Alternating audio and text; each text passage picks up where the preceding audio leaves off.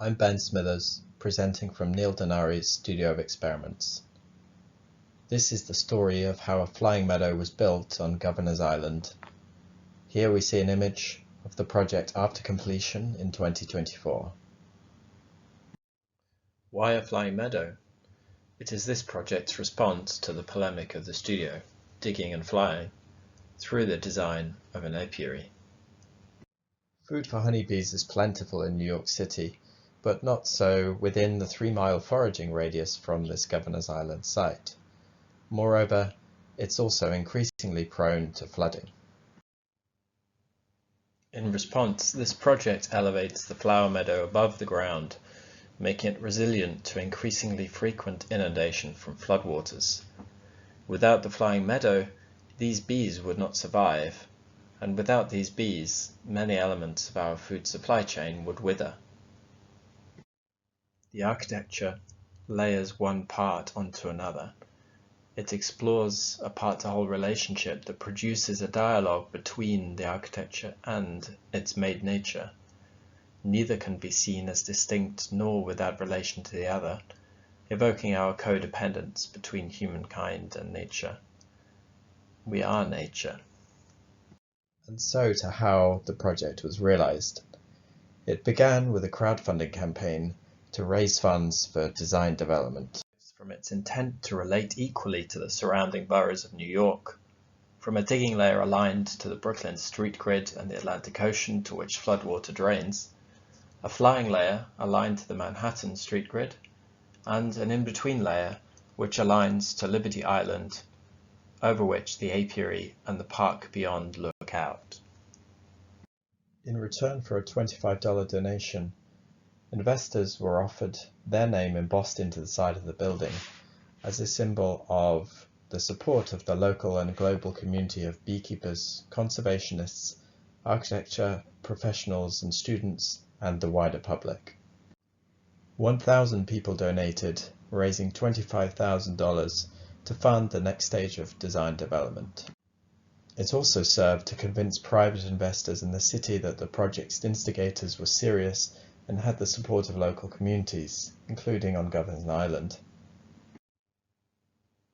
Consequently, the Trust for Governor's Island offered a lease on the project site, seen on this drawing as Site E. The public program of the apiary engages with the parkland at its edge, and a spline running the length of the site initially separates the public from the back of house. This further development of the proposal led to it being pitched to seed investors, who were excited by the multidimensional ambition of the project, and in particular its alignment along several axes of interest in Governor's Island and the discourse on nature which the project concept seeks to engage.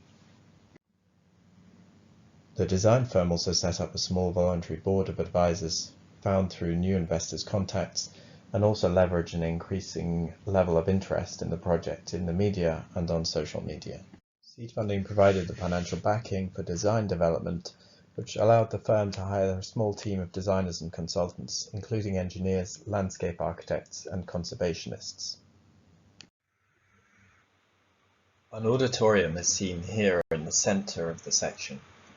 Full-scale mock-ups of part of this atrium helped to convince the city to provide funding for construction documentation, the most labor-intensive part of design.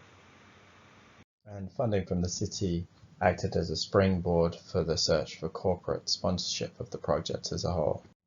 In particular, New York City's position as strategic partner to the Ellen MacArthur Foundation helped put the project on the radar of large corporate firms.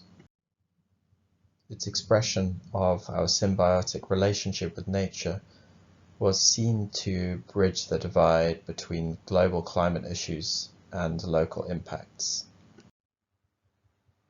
Its design, and in particular circulation up to the meadow above, confronts the public with the architectural, structural, infrastructural, and human support needed to sustain this made nature.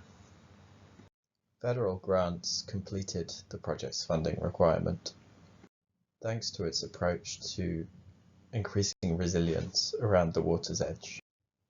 and so after 18 months of construction, the project was completed. The apiary is now open to the public and has helped contribute to record numbers of visitors on Governor's Island. An education centre has already started receiving students from nearby public schools and encourages them to ask for themselves, what is nature? Thank you.